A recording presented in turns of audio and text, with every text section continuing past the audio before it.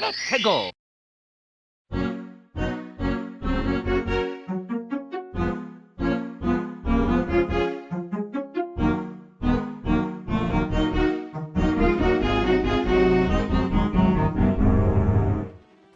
Hey, what's up everyone? I'm Lefty Heat, and today we're going to be taking a look at Super Mario 64 for the N64 console. And this is in honor of 15 years of Super Mario 64. And to start off the new year, I wanted to take a look at my all-time favorite N64 game. This game, along with Pilot Wings 64, was one of the launch titles for the console, and it was developed by Nintendo Entertainment Analysis and then published by Nintendo.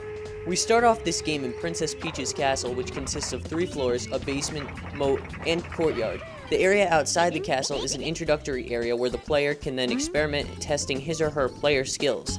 Scattered throughout the castle are entrances to courses via secret walls and paintings. But before we enter the castle, we start off our storyline with a letter to Mario, inviting him to come to Princess Peach's castle. However, when he arrives, Mario discovers that Bowser has invaded the castle and imprisoned the princess and her servants within it using the power of the castle's 120 power stars. Many of the castle's paintings are portals to other worlds, in which Bowser's minions keep watch over the stars. In dealing with this, Mario searches the castle for these portals to enter the worlds and recover the stars. He gains access to more rooms as he recovers more stars, and eventually encounters 3 different obstacle courses, each leading to its own battle with Bowser. Defeating Bowser the first 2 times earns Mario a key for opening another level of the castle, while the final battle releases Peach from the stained glass window above the castle's entrance. As we go on to our first battle with Bowser, as you guys can see, all you have to do in this one is throw Bowser into one of the spikes once, and then you receive a key that will unlock the basement of Peach's castle. If you take a look at Bowser, and you can see the character art and how it has changed over the years from the Bowser we see today in Super Mario Galaxy, Super Mario Galaxy 2, and other Nintendo games. Now, once we get the first key, we can unlock the basement of Peach's castle, and in between that, we can take a look at Peach's garden, which is behind the castle, where Boo appears, and a bunch of the different Boo appear, and you have to find Boo's mansion, which is a secret level that you can find just by defeating one of the Boo, and then you jump in, and Mario shrinks and goes into this mansion. This is actually the carousel in that level. It brings back a lot of nostalgia. Let's take a look at the sand level in Mario, and this level brings back a lot of memories. It's actually, I think it must be based off of Super Mario Bros. 3, when they have the different levels, such as the sand levels in that game. I'm not exactly sure of the history, but this level brought back a lot of memories, and it was a lot of fun to play. I remember going into that big pyramid, and you actually face a boss there, go do a few things, get a few stars. There was another lava level too, which was Lethal Lava Land, and this you could go into a volcano in this level, and you have to go to the top of this volcano, and then you receive a star. I remember that, falling into the different lava and stuff. Mario would always lose power in his power generator on the top. But let's get back to the development of the game. It was developed during the era of SNES, and they were going to try to use the Super FX chip to make the NES game, but then they decided to develop it for N64 due to the former system's technical limitations. So what that basically means is they wanted to make it an SNES game, and they considered doing this, but they also thought, why not use the N64's new capabilities and try to make an even better game? I think they made the right choice, and they really created a game that is acclaimed by many critics and fans as one of the greatest and most revolutionary video games of all time. The level you see right there is the level before the second battle with Bowser, and this next battle with Bowser takes place in a volcano land. It's a lot harder now because when you battle Bowser, the platform you're on tends to sway left and right, so you have a hard time staying on. And in this one, you have to throw Bowser into the spikes twice while dodging him, and then also watching out that you don't fall into the lava, because that was pretty easy at this level since the platform tilts. But once you get this second key, you can unlock the upstairs, which then also unlocks the different levels and lands that you can go through in the paintings and warp into them.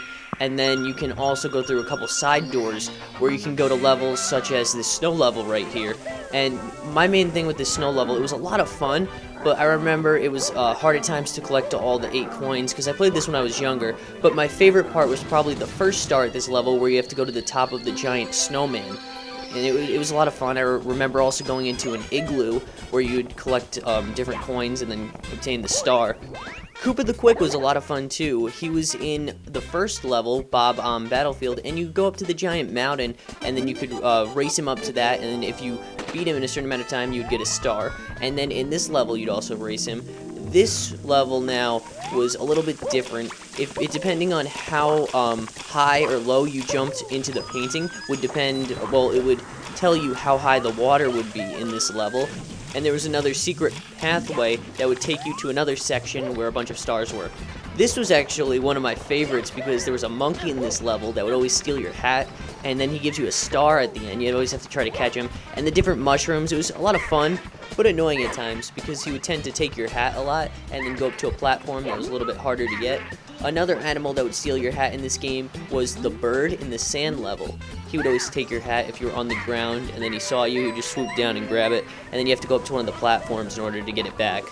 This next level is the clock level, and in order to get to the clock level, you had to get a certain amount of stars, and then once you got the certain amount of stars, you would unlock the attic in Peach's castle, and then there would be the clock level, the magic carpet level, and then another level where you have to collect 8 red coins, along with the final, well, the third and final battle against Bowser.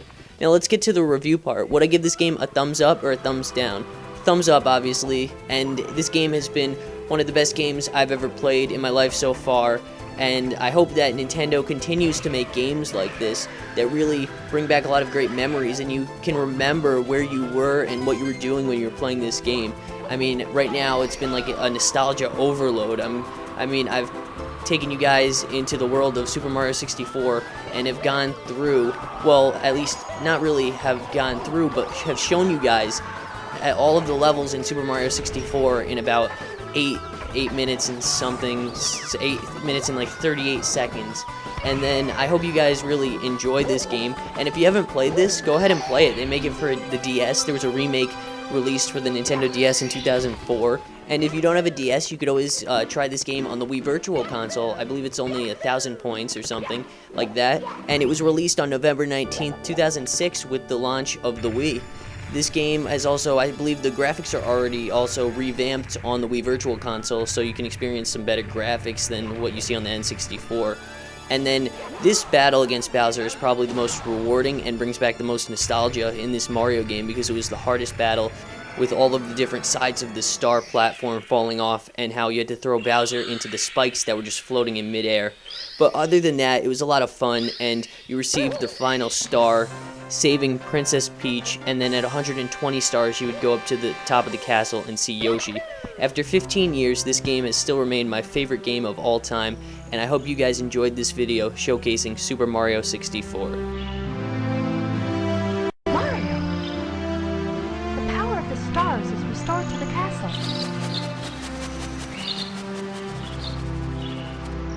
And it's all thanks to you. Thank you, Mario. We have to do something special for you.